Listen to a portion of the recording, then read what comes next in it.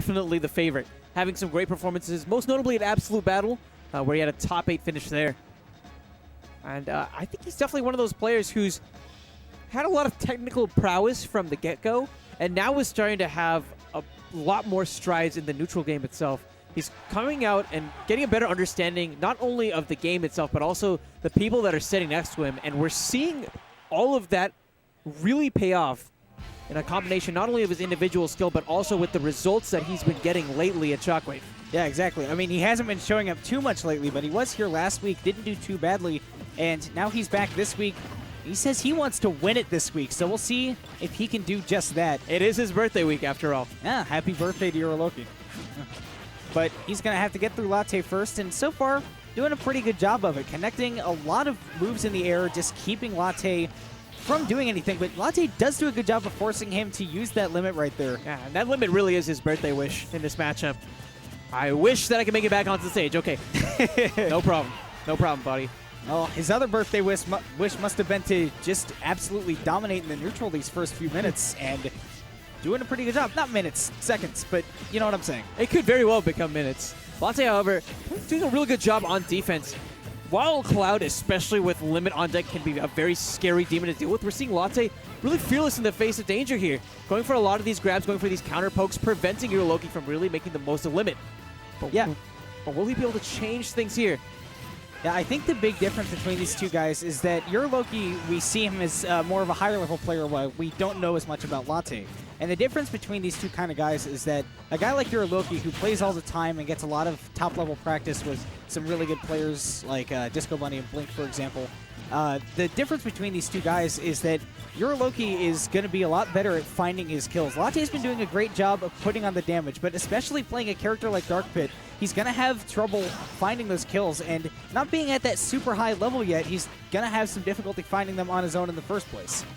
And I'm looking for Yuruloki to actually start spacing around the side special of Dark Pit, because we've seen Latte go for that option a couple of times here. If he is spaced in the right distance, he just might bait Latte to go ahead and use that preemptive look right there. Exactly what I'm talking about. Easily gets the punish, and now maybe a chance to capitalize. Yuruloki in a great spot, has a significant advantage from a damage perspective here, as well as a stock standpoint. Ooh, what a perfect shield. Latte could have gone for another Electroshock arm. It would have killed, but opting not to, goes for the down smash, doesn't quite kill. And now Yuruloki looking to finish this off. He has limit. Good recovery by Latte, but is he going to be able to take this first stock? Forward air gets him near the blast zone, but Dark Pit, not light, not heavy. He's right in the middle. He's just right. Yuruloki, oh, that was some tricky movement, but Latte was not to be fooled. Yuruloki, however, getting the cross slash and ending up taking that first game with a 2-stock. So despite the defense that we saw from Latte at times, we never really saw him actually press the advantage. We never really saw him on offense. He'd be able to keep the flames of Yuruloki away for some times, but at the end of the day, he was just consumed. So there are two things I was going to say, and one of them is that he needed to cover with edge guards a lot better, since Cloud is an edge guardable character, and you know the Pits are quite good at doing that. They have a lot of recovery and a lot of big hitboxes to throw out off the stage. And to aid in that, I was going to suggest perhaps he can go Pit, since he can control those arrows a little better. So now that he has done that, I'm hoping to see him be a little bit more aggressive on the edge guards. Oh, the aggression coming out, not from Latte though, from Yuruloki. Hoping to use that neutral air. Trying to clip that Angel's wings a bit early here. Throwing him into center stage, an interesting thought, especially with the character against Cloud. Normally, a lot of people would opt to throw them off stage and then try to get him to burn his limit. We'll see if Latte is planning on doing that, maybe at a higher percent. Oh, up smash, clipping Yuruloki. Maybe that moment that would have been a better time for him to go ahead and do a normal just tech in place instead of the roll. Yeah, perhaps. I mean, that is one thing about Yuruloki, is that he does love to be on the offensive more than the defensive, even playing a character like Cloud. And you can do that playing a character like Cloud. That neutrally not the safest of moves, especially from that distance. Pit does have those Guardian Orbitars, and it does increase the damage done by quite a lot if you reflect something. Very much so. This is a really commanding spot for Latte to be in, but again, he's looking for the KO option. He's going for the side special, and we're seeing Yuruloki with great baits and great reaction time to punish. The golf swing, hitting him with the tip of that sword. That'll be the first stock for Yuruloki. And now Latte needs to build up a little more damage if he really wants to kill with that side B. And you can see what Yuruloki's doing. He's just frustrating Latte, who's holding his shield in the middle of the stage for whatever reason, even though Yuruloki is not approaching. Exactly. And that's a really clear sign that he's a little bit frightened right now. He's a little bit tense. He's taking the moment to compose himself.